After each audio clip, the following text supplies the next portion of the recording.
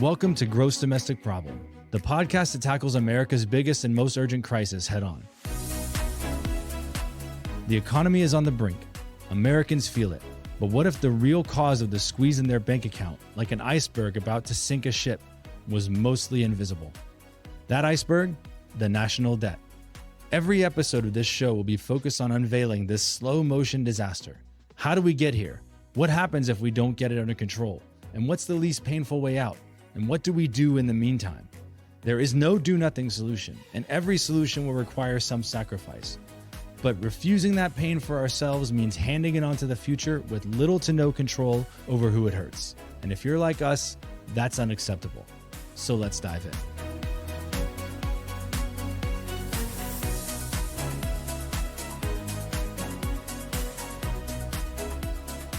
Well, all right, we're back with Gross Domestic Problem. Can't believe it. We've finally gotten around to this. We've got Mayor Glenn Jacobs from Knox County here with us, otherwise known by his popular stage name, Kane.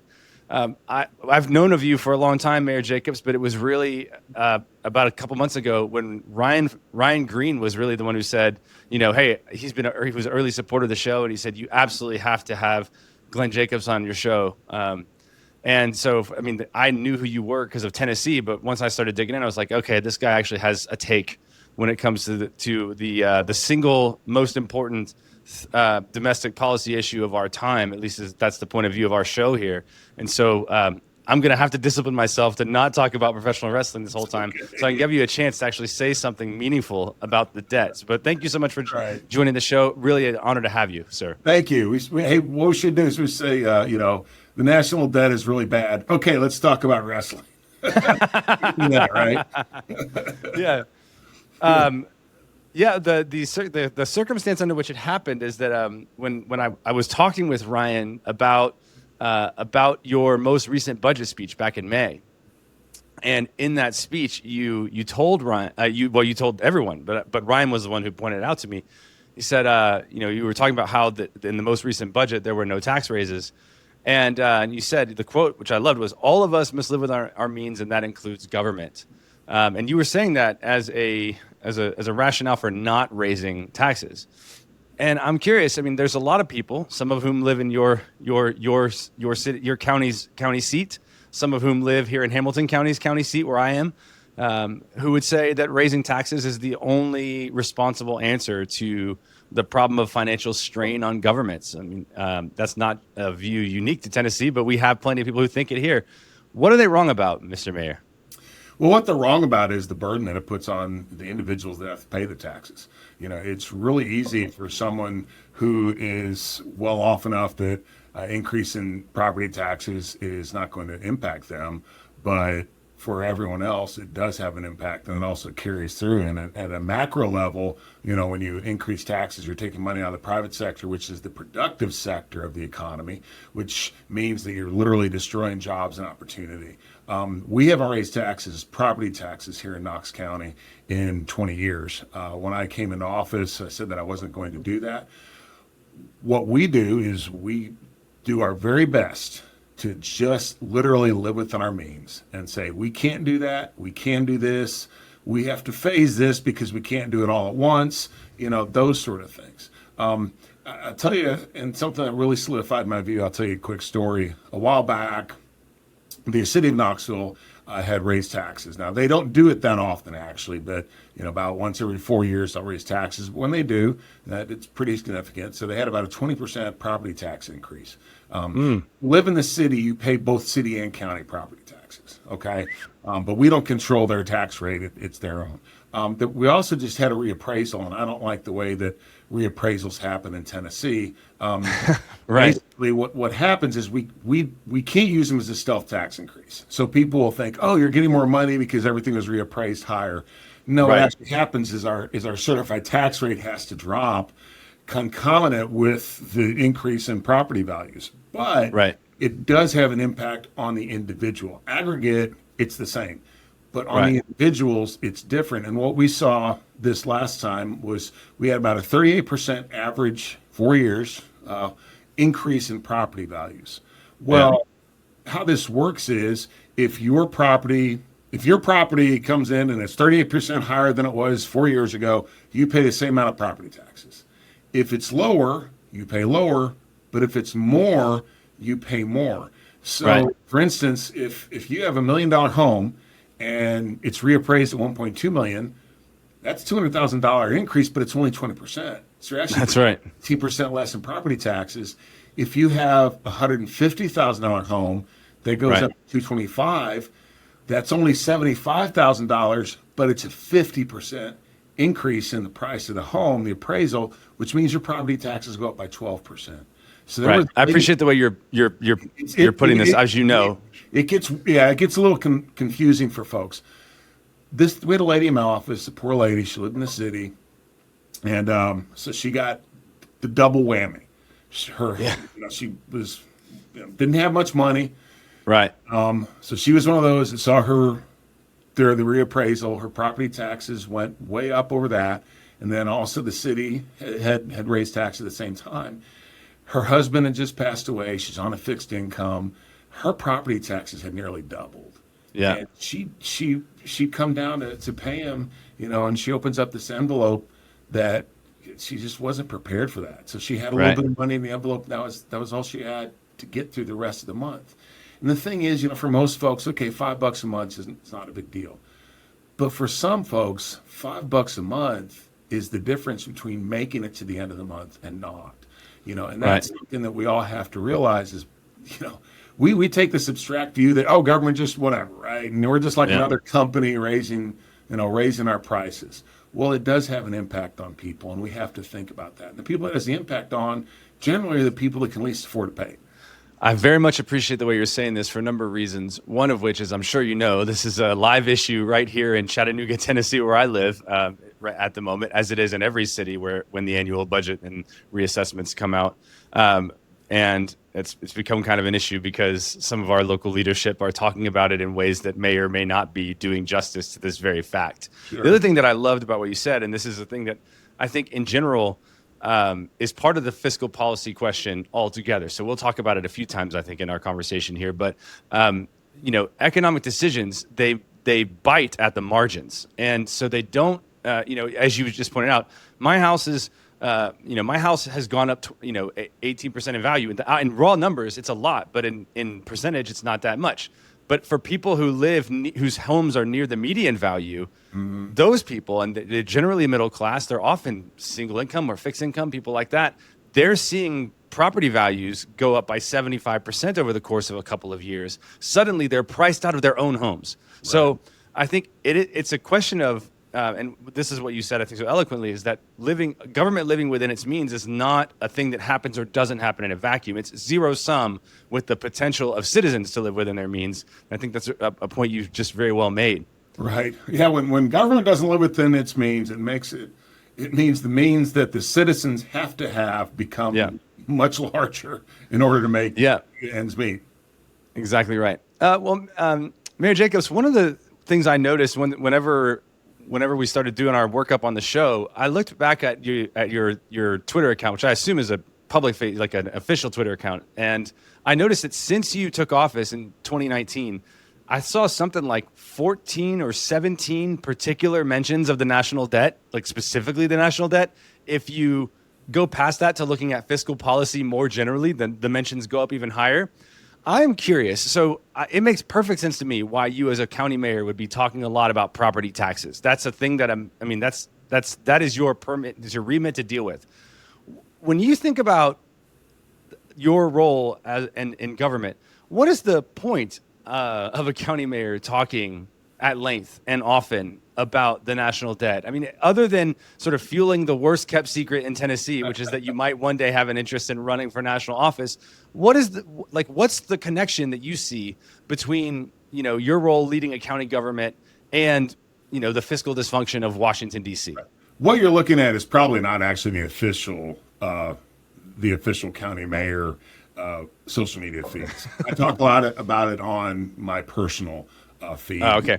Something I'm interested in, but it does have an impact on local government. Okay. And the reason for that is, the federal government is the only entity that can literally print money to pay its bills. through Right. the Federal Reserve. We cannot do that. We can borrow money in Knox County, and other states and localities, you can borrow the money, but you can't print the money.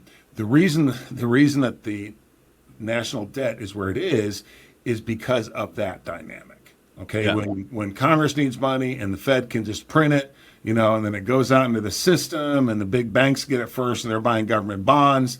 That's how the whole thing works. That's what causes price inflation too. And we're not immune as a local government. We are not immune from price inflation. It hits us just like it does everybody else. So part of the pressure that you get under as a local and sometimes state government is, you have to raise your taxes because your money isn't going as far. Right. And people get mad at you because of that, when really the issue is at the federal level. Yeah. I think, this is not an apology for raising taxes at any level of government. But I think what happens a lot is, we pay so much into the federal government, and people pay so much attention to that they don't realize that, for the taxes you pay to the federal government through income tax and all this other stuff, as well as the inflation tax, they're not providing police and fire. They're not providing local roads. They're not doing Right. a lot of the things that people would think the government does. But they have a huge impact just on the overall systemic, economic environment that we're in. So it's us just like it does businesses, just like it does families. And you're exactly right. Not enough people talk about it. There are a lot of, obviously you always have issues, right? And there are a lot of serious ones in the United States. But to me, this is the existential threat. We almost might have gone past the point of no return right now. If you look at the amount of interest that the federal government's paying on the debt, it's the second biggest line item in the federal budget. It now exceeds defense. It may come a point to where it becomes the biggest line item, and then you're making really difficult choices. And That's right. ultimately what's going to happen is they'll just debase the money, and inflation is going to get much worse, and all these economic issues that we already see, because of that, they'll just get worse. County and city officials all over the country, but we've been gnashing their teeth. I think that trying to figure out how we pay the bills when that's right. That's right. Nearly as far. I think it's a thing that the reason I asked it, I think it's a thing not a lot of people I think really grasp the connection between. It's part of the reason that the national debt is where it is because people who have a vested interest in those federal dollars continuing to be spent basically just lie to people about what the actual consequences are. And for example, one of them that's not quite commonly understood is that when government runs a huge deficit, when the federal government runs a huge deficit over a long enough period of time, raising the interest rate, as you said, and aside from the interest rate altogether, there's just a finite amount of credit in the economy, period. Since it's always somebody who has to lend the money that the government borrows, it's finite. That all those things create knock-on effects that make it impossible for local leadership to do its job. And so, yes, it's a great thing, and I think it's a badge of honor for Knox County, as it is for Tennessee, that the states run on a fiscally sound platform. But that platform is vulnerable for as long as the federal government is doing this. And so I think it's one of the things I appreciate about this is that I wish every county mayor in Tennessee was sounding off about the national debt. Obviously, Hamilton County mayor has some pretty strong opinions about the national debt as well. I think that's something that state leaders and municipal leaders need to be involved in. I say it all the time. I wish that state governors and state legislators and municipal leaders were their congressman's biggest problem. I really do, because the incentives are too strong for Congress to go to D.C. and ignore that. And I totally sympathize with it, as we'll talk about in a little bit. But the position they're in is difficult. And at the same time, part of what's going to make it more difficult for them to do the wrong thing than the right thing is for people who have any level of influence to take the issue up. And so I really appreciate that you do that. I wish every county mayor did it too. What would you say to, there's 95 counties in this state. Quite a few of the county mayors in this state, as well as many of the city officials. What would you say to them about the national debt as it relates to them doing their jobs? Yeah, the issue is it makes it much more difficult for us to do our jobs because we get impacted by inflation. And then we become kind of the bad guys, because it's like, well, now you have to raise taxes because you're going to build a road and it comes back 50% higher, the estimates, than it should have. And the reason is just because of inflation and materials and labor and those sort of things, Right. And frankly, people demand certain services. So at some point, we run really lean here in Knox County. And over the years, we've been able to lean out even more. But at some point, it's like you just can't provide the services and just keep cutting things. There's not a lot of meat left on the bone. Exactly. And that's where it becomes very difficult. And in my position and the position of my colleagues around the state, it becomes very difficult then, because people are looking at you. Why are you're talking about raising taxes, or you don't have money to do this, you don't have money to do that, and then, you blame it on us because we're the people that are closest to the fire, right? But it's really the decisions that are being made, monetary and fiscal policy coming out of Washington, D.C., that puts us in that position. I think one of the truly dangerous things about this conversation in general, too, even in the question of taxes, is that actually, no one in the United States is actually empowered to raise taxes. What they can do is raise tax rates, but that rate depends on the productivity of the base that's being taxed, and that productivity is immediately and existentially threatened by the national debt. And so what you have is a threat, potentially this dangerous spiral where the purchasing power of government money, local government money, municipal government money is getting weaker because of inflation. And at the same time, the tax base is getting smaller because there's just not as much productivity to tax. These things feed into each other in a pretty nasty feedback loop. This is why, I think people, when you talk too much about fiscal policy, people start to look at you like you might be a little bit touched in the head. But at the end of the day, it is there. The crisis happens, at a moment when these two dynamics start to feed into each other. And we've had brushes, like scares with that in the recent past in the U.S. And we were saved by historically low interest rates, but we're beginning to have brushes with this now, where you have these horrible dynamics where inflation isn't coming under control, and at the same time, unemployment won't go away either. And so you'd have this exact very fact. This is like the sort of stagflation scenario that arises from the national debt, and it's terrifying. It's one of the things on this show that we never stop talking about, which is, that's probably why we have 8,000 listeners and not 80,000 listeners. There's bad news out there, and we're trying to tell it. But it's easy to ignore when everything is going okay. I think it was Warren Buffett, though, that said, you go bankrupt slowly and then all of a sudden. Right. And, yeah. And when I talk about this, like, people be like, "Oh, we're never going to go bankrupt." No, we're not. The United States will never go bankrupt. We will just print money to the point to where we cause very high inflation. I don't know if we ever get to the hyperinflation scenario because of the world being the world's reserve currency. It'll just be very difficult for people to live because you'll see, their purchasing power of the dollar degrade as well. This is a national security issue. Of course, hostile rival nations like China and Russia, and they're looking at this, and what they're doing is thinking, how can we undermine the dollar so that we can strengthen our currency and our economy? So you saw this like with Ukraine and Russia pricing natural gas in rubles. The reason for that is because they're trying to implement a regional reserve currency based on ruble. China is doing the same thing. And you can see, again, the dollar being the world reserve currency, in the near future, that's probably is going to be what it is. But you do see the market share of the dollar as the world reserve currency declining. Yes.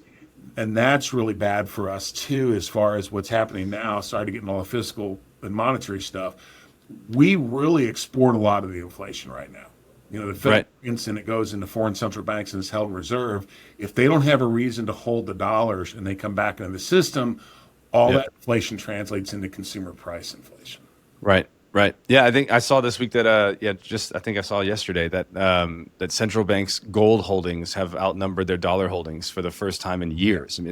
So I think it is a thing where you see the cracks are emerging, and it's one of those things where you're the person shouting out that there's an iceberg ahead. Like everybody, it was like what if we just didn't steer right into it, guys? Like what if we just didn't? I'm curious, Mayor Jacobs, you because you're such a because I mean in part because of you're a celebrity and in part I mean obviously just because you're a mayor of a principal county, in a growing state, you know a ton of people in Congress and as part of my job, I work with Congress as well and. I've said to a lot of friends before when they ask me like, what is it like? I said, well, before I worked in Congress, I had an overly rosy view of the institution and an overly sour view of the people. And one of the things that's happened over time is that view has shifted. I don't expect that you'll share my opinion here, but now I realize that like actually Congress is full of people who want to do a good thing, who have the skill set to do it. But the institution in some ways is encumbered. I'm curious as what your thoughts are. Like, what makes it so difficult for our Congress, all of whom, I mean, I've never yet spoken to a congressperson who doesn't recognize the existential nature of this threat and that there's no one else who can do anything about it besides them, unless the investors are the one who do something about it. And that's called a crisis, and we don't want that. Exactly. So everybody knows that's the thing that has to happen. Why, like, in your view, what is the thing that encumbers Congress from doing like their job on this issue?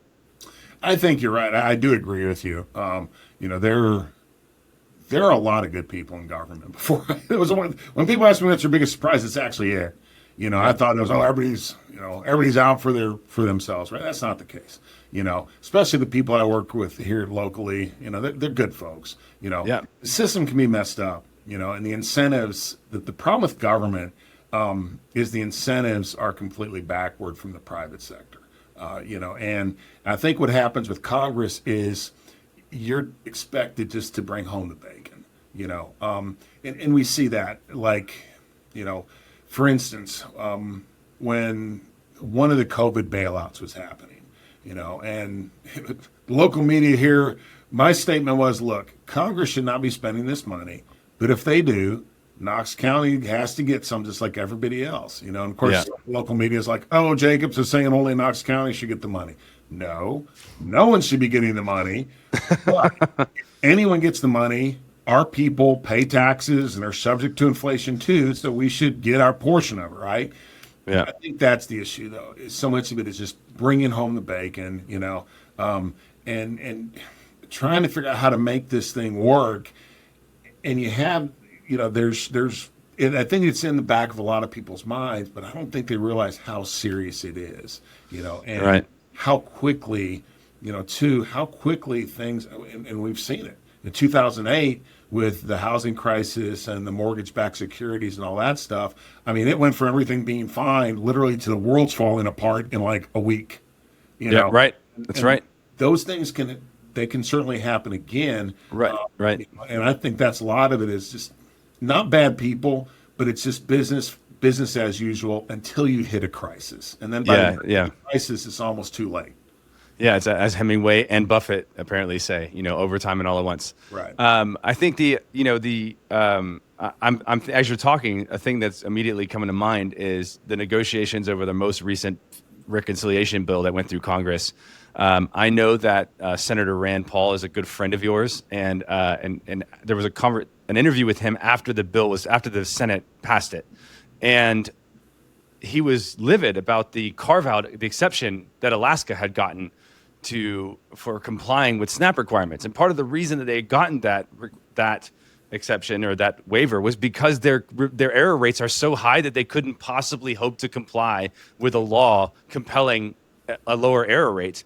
And so that he was just disgusted. He said by the idea that this sort of thing, the government was going to reward Alaska for its bad performance by giving it more time to do badly.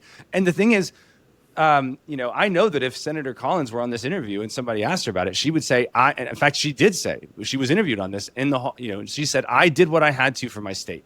And I think you're right, that there's a sense that the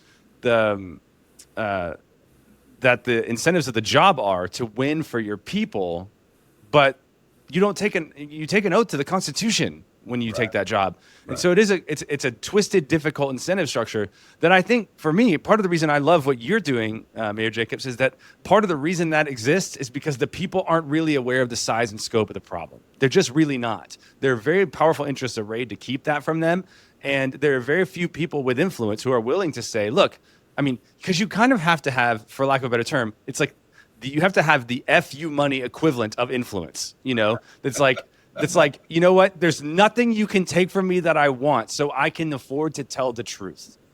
And I think it's one of the things that I appreciate so much about your office and about the office of our county mayor here. There are a handful of leaders I know who I think are just reliable mouthpieces about this, but the people are not sufficiently acquainted with the incentives, so they never actually think that a trade-off is real. And so in Alaska, they would punish Senator Collins for not getting that carve out if she could. And at the same time, that carve out is just a small piece of the same problem over and over and over again. If you could fix this, I mean, I know this is kind of an unfair question to ask one person to fix it all, but I think if you could wave a magic wand over Congress and you were assured that 1600 Pennsylvania would be right behind you when you did it, give me some of your thoughts. Like, how would you right this ship? You've been thinking about it for a lot of years. I'm curious what your ideas are. Yeah, you need a balanced budget amendment or something to balance the budget. You can't be printing money. If you're gonna borrow money, you actually have to borrow money. You can't print it. I think that we need to go back on some sort of sound money standard. That's so much of the issue is just the fiat currency and the Fed just printing money like crazy. I think that government spending in that balanced budget amendment, I think that the government spending has to be capped at a certain percentage of GDP. You can't balance the budget by just taxing the heck out of people, and printing money and doing all those things. There has to be safeguards on that.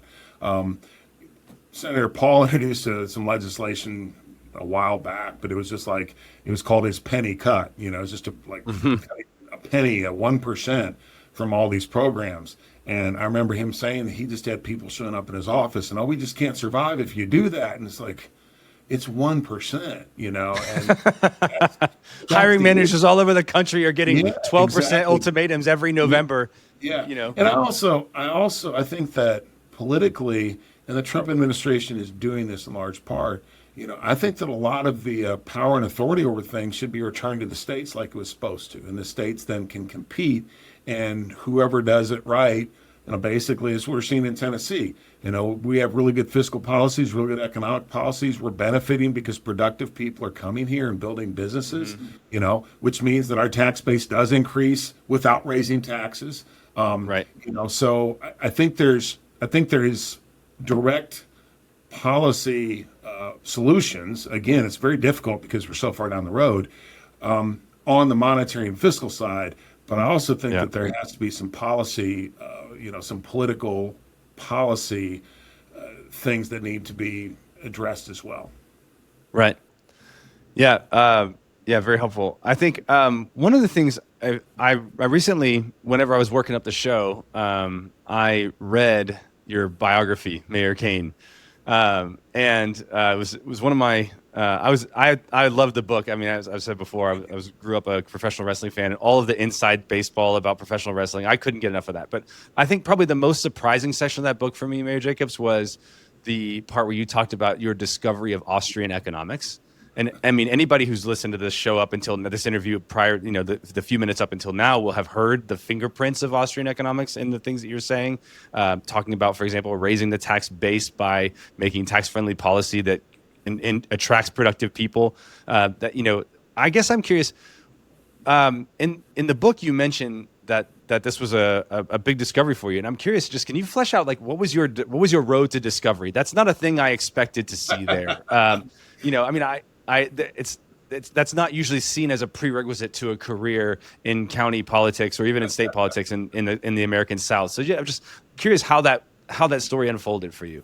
Probably I'm curious about stuff, and I had gone through a political awakening, and I'm reading things from like Dr. Ron Paul and his political stuff, or Judge Napolitano, all these different people, and they started talking about Austrian economics. I had no idea what that was. I was actually a little intimidated because I'd never taken an economics course in my formal education. Thank goodness, actually. And anyway, so I ordered this book. It's What Has Government Done to Our Money by Murray Rothbard. And Mm-hmm. there's only one formula in the book, and it's a description of the money multiplier. When Mm-hmm. when the central bank prints a dollar, how much does that, through fractional reserve banking, what is the actual overall impact of that? How many dollars go out to the economy?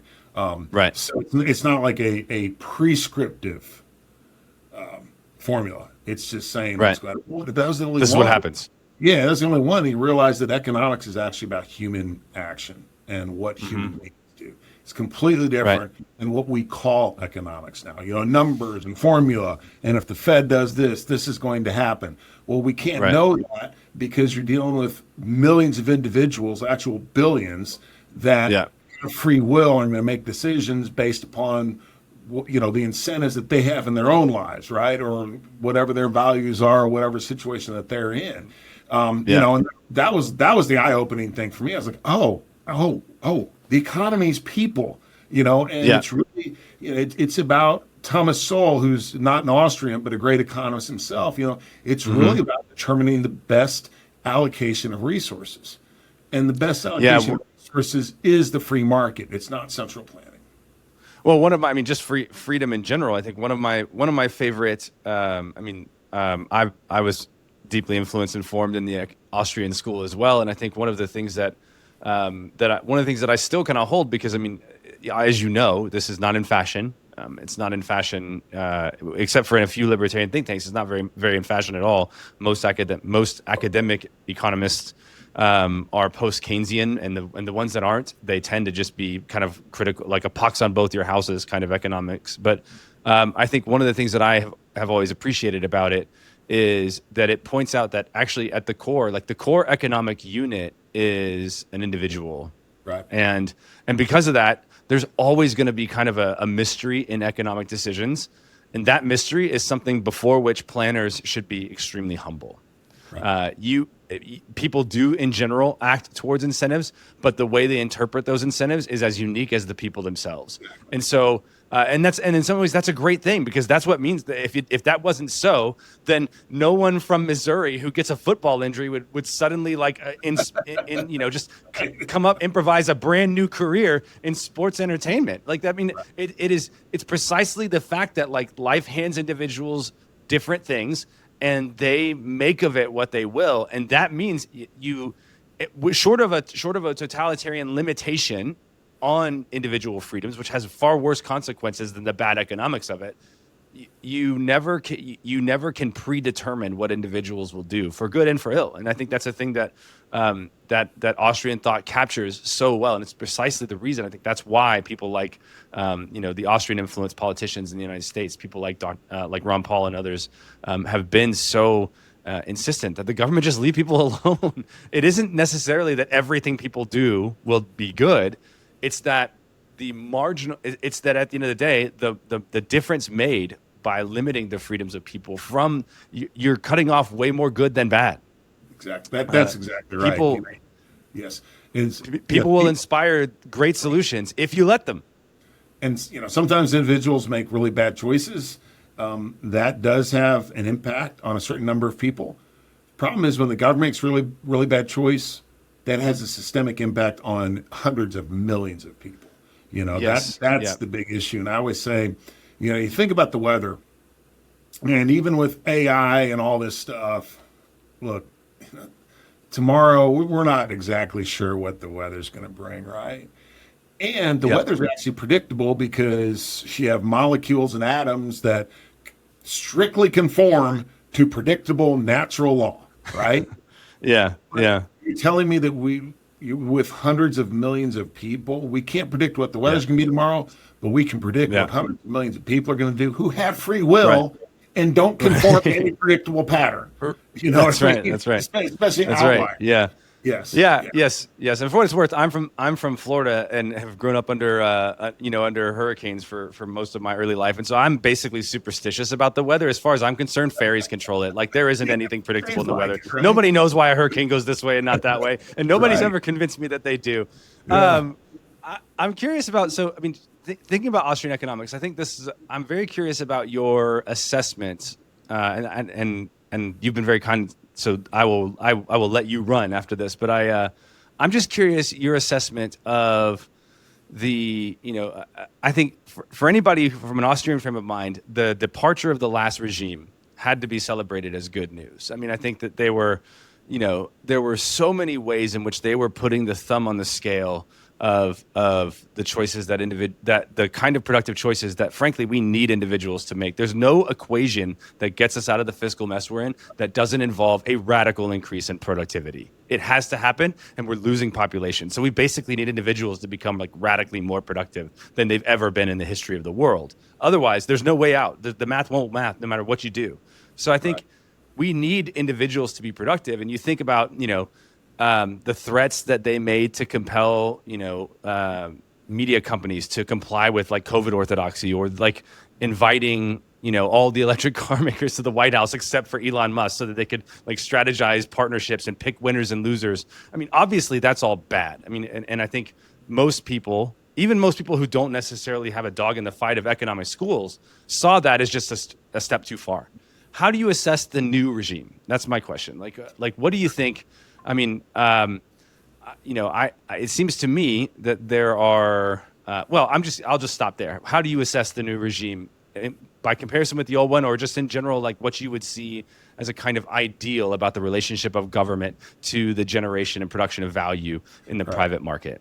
Well, compared to the old regime, it's just night and day. I mean, as you said, there were so many problems with the Biden administration. Obviously, like with the vaccine mandate, I wrote him a letter saying that we're not going to do that in Knox County because it was just ridiculous to be, telling people, look, you can't work if you don't take this literally experimental vaccine. So that it was really top down, and if you don't do this, that's too bad. And frankly, I mean, let's cut the chase too. It's all about power.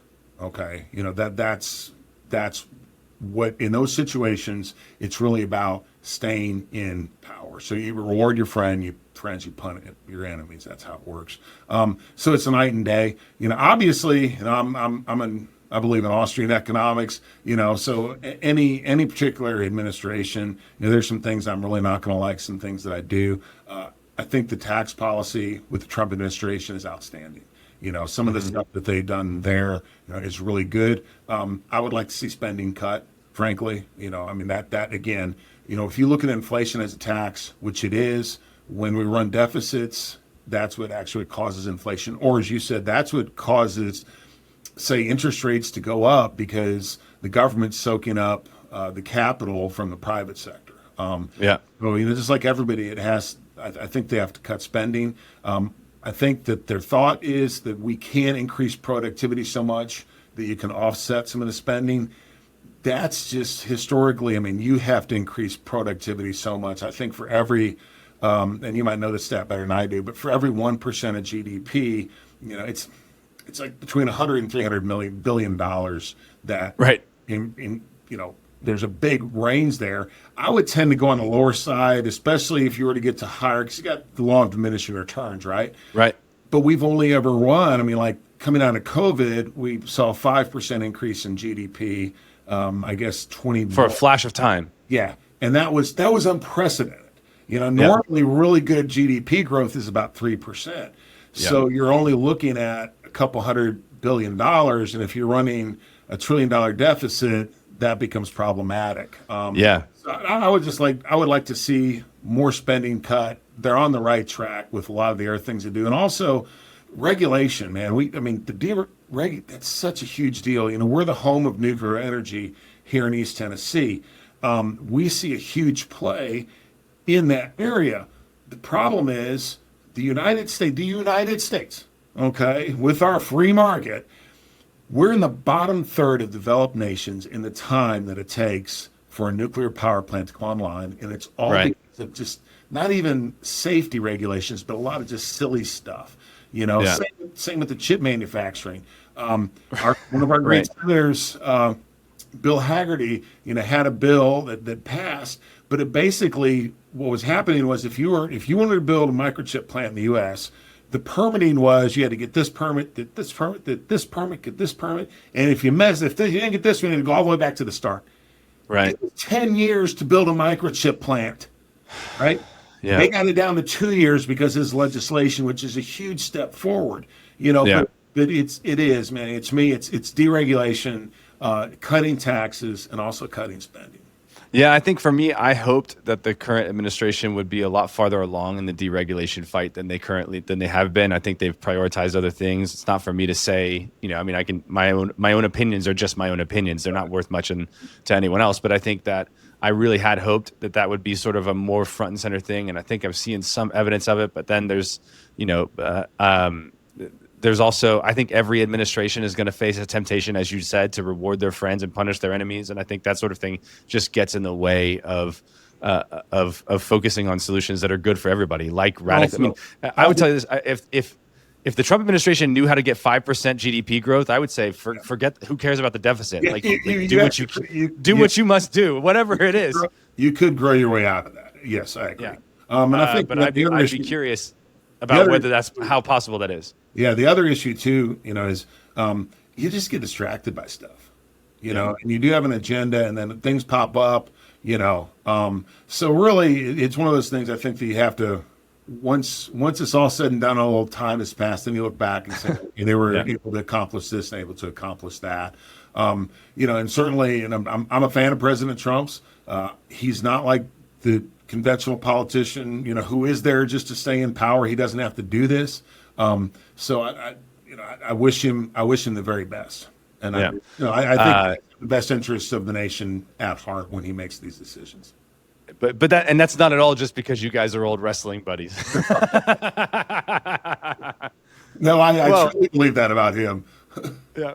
Mayor Jacobs, I'm so thankful for your time. This has been a really, really fascinating conversation, and I wish we could have done a whole other interview just to talk about wrestling. But I watched WrestleMania 14. I'll never forget it for the rest of my life. I think take 3 tombstone pile drivers, and in my mind it doesn't. I just think that's I don't know, what did you ever suffer on the football field that could compare with that? So I think it's the Undertaker is far more scary to me than any Hall of Fame linebacker in the NFL. I have to say, it's just he lives in my nightmares. But I'm so grateful for your time. It was a pleasure to have you here. Well, thank you. I appreciate it. Keep up the good work. Thanks for listening. If you enjoyed today's episode, leave us a 5-star review on your favorite podcast platform, and don't forget to subscribe to the show. Want to dig deeper? Follow us at millennialdebt.org for more insights, updates, and ways to be part of the solution. Thanks for listening.